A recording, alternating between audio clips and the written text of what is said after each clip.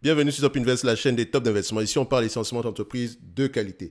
Alors, Voltalia subit une déculottée en date d'aujourd'hui. Bon, à l'heure où on tourne cette vidéo, on est après moins 14% par là. On a déjà fait une mise à jour, pas une mise à jour, mais on a déjà parlé de cette compagnie il y a plus d'un an aujourd'hui. Donc là, je vais juste faire une mise à jour. Et si vous vous rappelez bien, j'ai fait une vidéo sur Neoen, une vidéo sur Voltalia et je pense le lendemain, j'ai dû mettre à jour ces deux vidéos-là, tout simplement parce que la méthode d'évaluation utilisée n'était pas adéquate pour ce type de compagnie. Ok. En fait, vu que les compagnies ne s'autofinançaient pas, avaient une dépense en capital plus élevée, même que le revenu ici, je disais non, faut aller laisser. Ce sont des compagnies qui ne devraient pas vous intéresser. Ce qui n'est pas faux aujourd'hui et je vais vous dire pourquoi. Alors, euh, la deuxième vidéo, on avait pris en considération ici le fait qu'un investisseur, dans un investisseur ici privé, dans un peu un private equity, techniquement nous sommes tous des investisseurs privés ici, donc on avait pris l'exemple ici d'un private equity qui venait racheter une entité comme, qui avait racheté une entité comme Albioma, combien de fois les EBITDA le private equity avait payé, d'accord, vu que c'est un business ici qui est à peu près qui a de l'avenir, on va se dire la vérité, mais il y a énormément d'investissements qui doivent être faits en date d'aujourd'hui. Ok, donc ça demande énormément de dépenses en capital. Donc généralement, on ne va pas avoir tendance ici à avoir des free cash flow, d'accord. On va avoir tendance à lever de la dette ici. On va également avoir tendance ici à émettre de nouvelles actions, exactement le type d'entreprise qui ne nous intéresse pas. Donc, mais il faut également dire une chose, c'est que la dépense en capital ici, c'est plus une dépense en capital de croissance.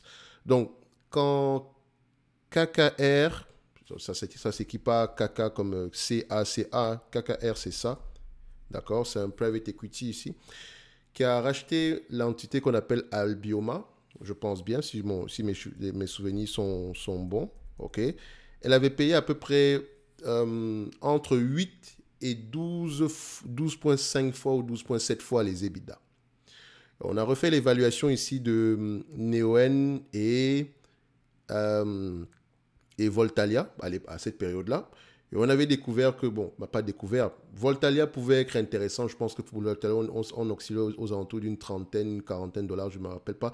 Mais ça, c'est en prenant en considération des éléments ici, voilà, beaucoup de guesstimations. OK.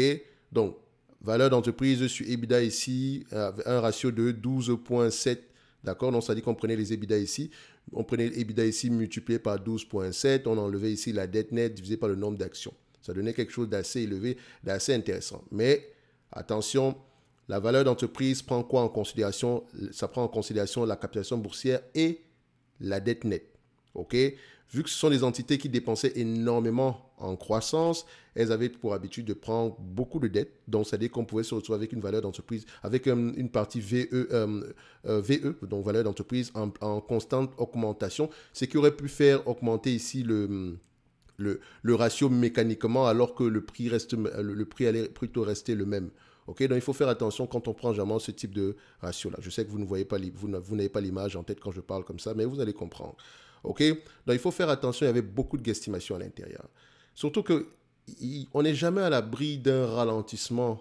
D'accord, on n'est jamais à l'abri d'un problème. On n'est jamais à l'abri d'un dépassement des coûts. OK?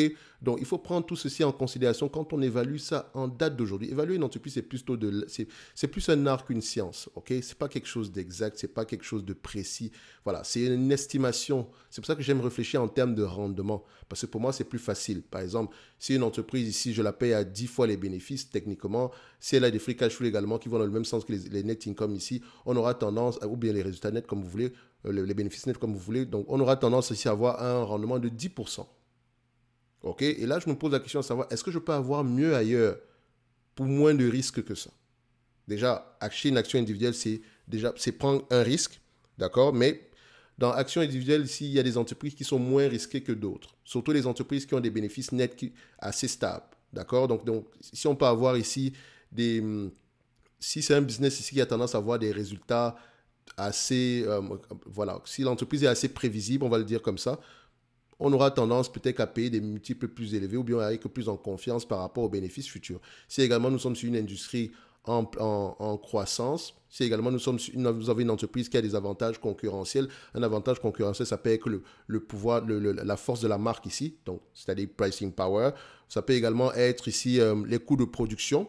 Ça peut également être ici le coût de commutation, donc combien c'est donc le fait que ce soit difficile, pas difficile, le fait qu'un client n'ait pas envie de changer pour autre chose, surtout parce qu'il va perdre peut-être du temps ici en termes d'apprentissage, etc. Surtout même si les produits sont similaires, ça peut être un avantage. Ça peut également être ici comment on appelle encore ça?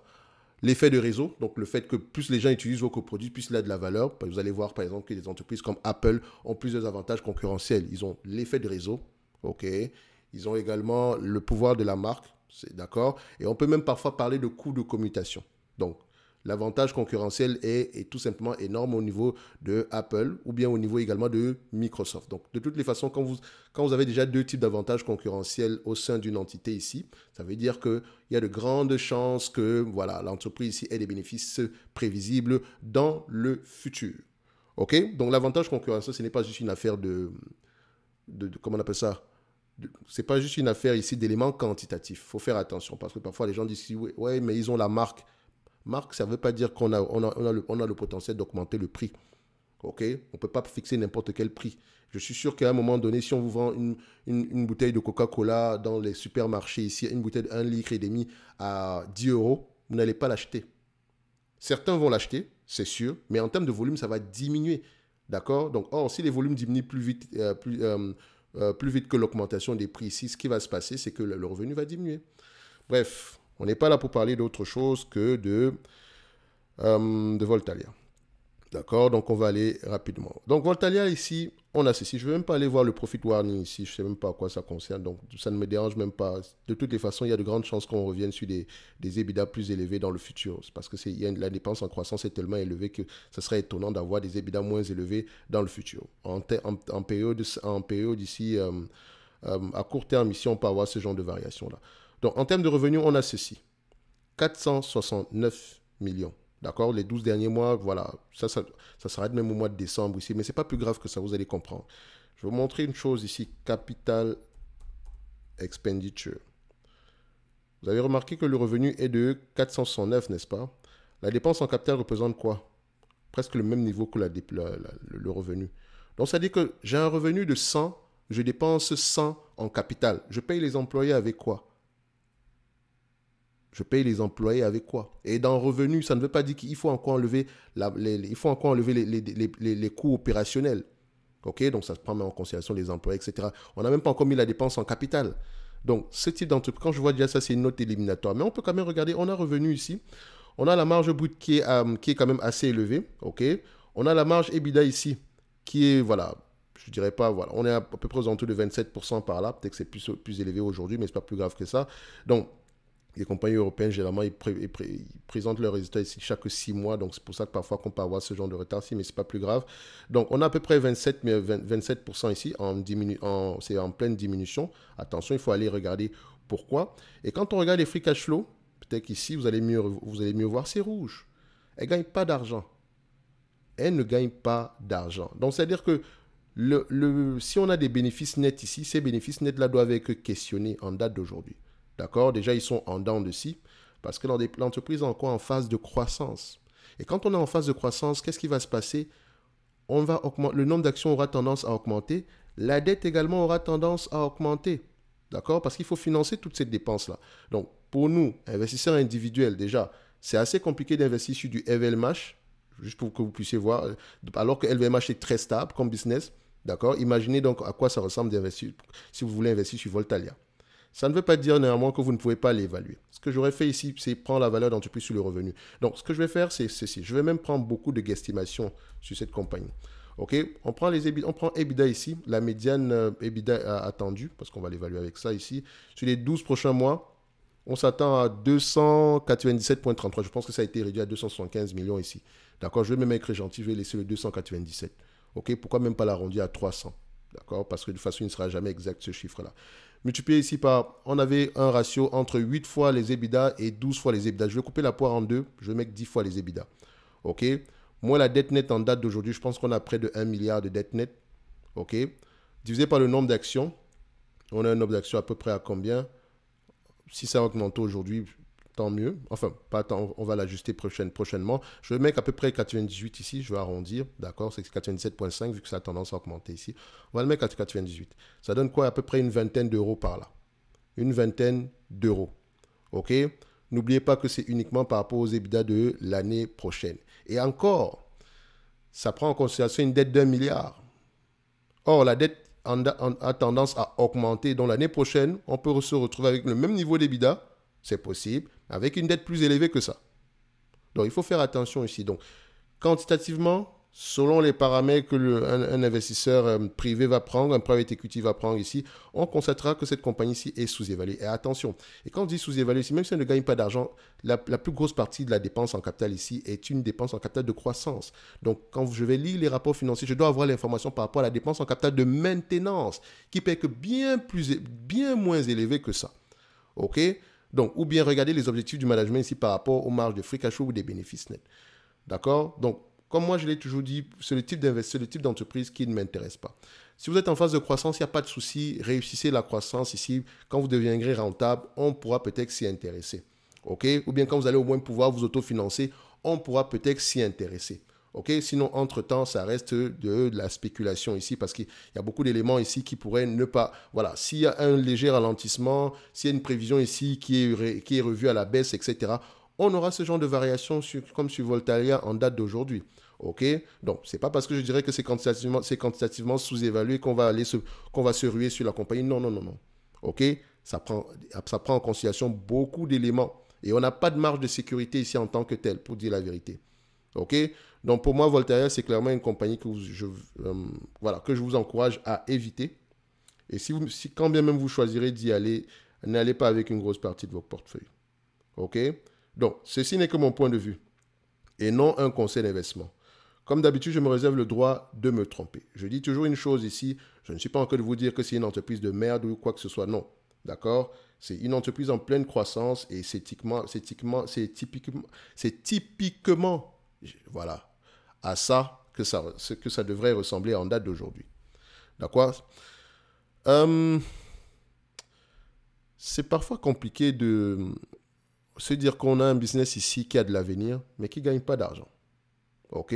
On va se dire que quand est-ce qu'elle va commencer à gagner de l'argent? Je n'en sais rien. Je n'ai jamais lu un rapport financier sur cette compagnie. Et je n'ai pas l'intention de le faire. Moi, si les chiffres ne m'intéressent, s'ils ne me plaisent pas aujourd'hui, je mets ça de côté. Mais il faut reconnaître une chose, c'est que c'est un business qui pourrait être très rentable. Je pense peut-être que un exemple ici, c'est est-ce que c'est Iberdrola ou c'est Iberdrola, un truc comme ça, qui fait, je ne dis pas qu'ils font la même chose, mais je me souviens qu'ils ont à peu près un business model qui va peut-être dans ce sens-là, en investissant massivement ici dans les éoliennes ou bien dans les énergies renouvelables. Je pense que c'est ça. Bref, je pourrais me tromper également ici. Eux, je pense ils gagnent beaucoup d'argent ici.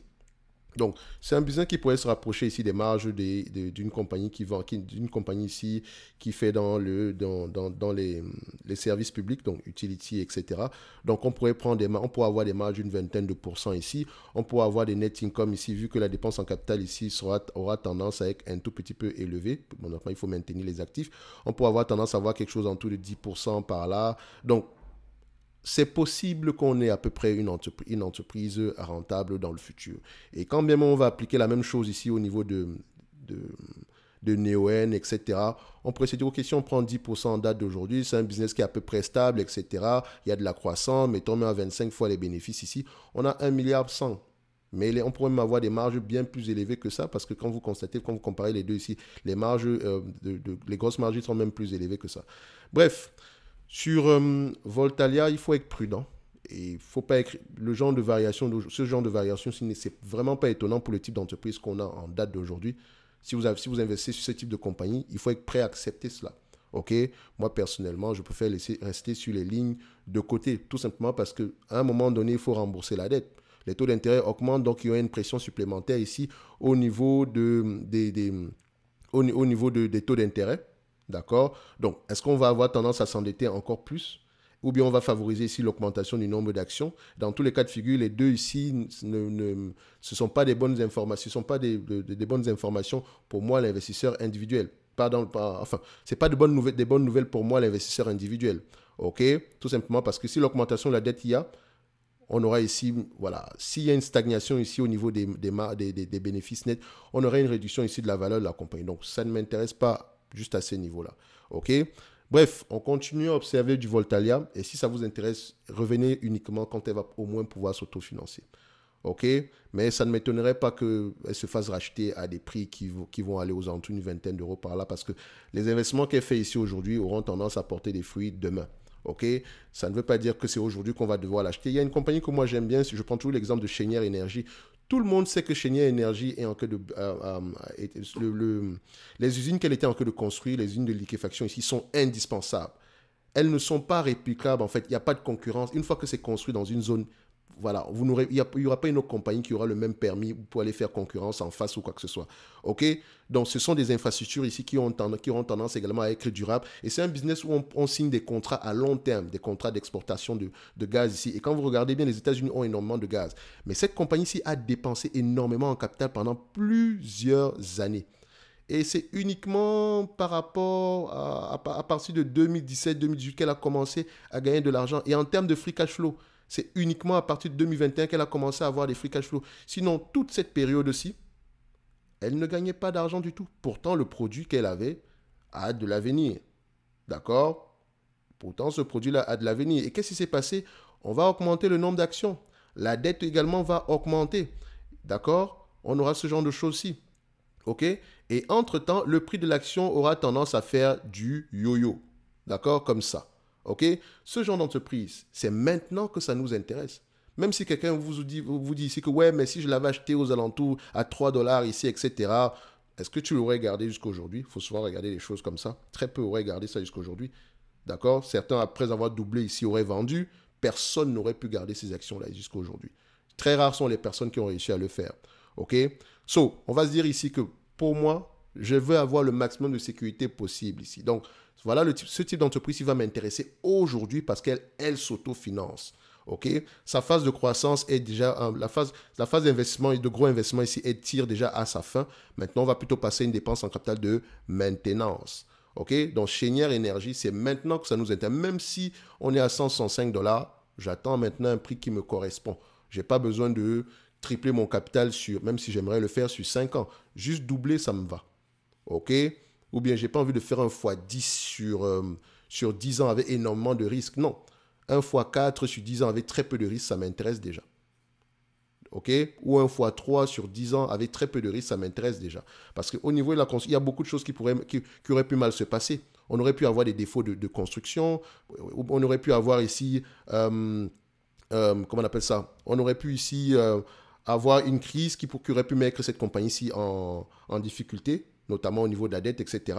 Donc, il y a beaucoup d'éléments qui pourraient... Il y a beaucoup d'inconnus dans le futur. Donc, privilégier déjà des compagnies qui ont déjà prouvé qu'elles gagnent de l'argent et qu'elles pourraient en gagner encore plus demain ou bien au même niveau, encore plus ou bien quelque chose qui se rapprocherait de ce qu'on a eu tendance à rapporter par le passé. OK?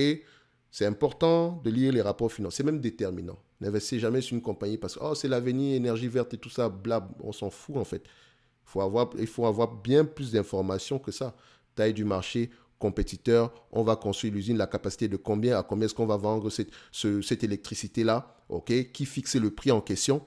Et au cas où le prix baisse, est-ce qu'on aura tendance ici à ajuster les coûts d'exploitation? Il y a beaucoup de questions à poser derrière, au-delà même du fait que c'est de l'avenir. Vous voyez? Ok. Bref, un like, un abonnement, un commentaire, ça fait toujours plaisir. En lien dans la description de cette vidéo, si vous avez le service Top Premium ainsi que la Top Newsletter où on partage des analyses sectorielles ici, d'accord? Donc c'est gratuit pour la Top Newsletter. On va se donner rendez-vous sur la prochaine vidéo et d'ici là, portez-vous bien. Merci.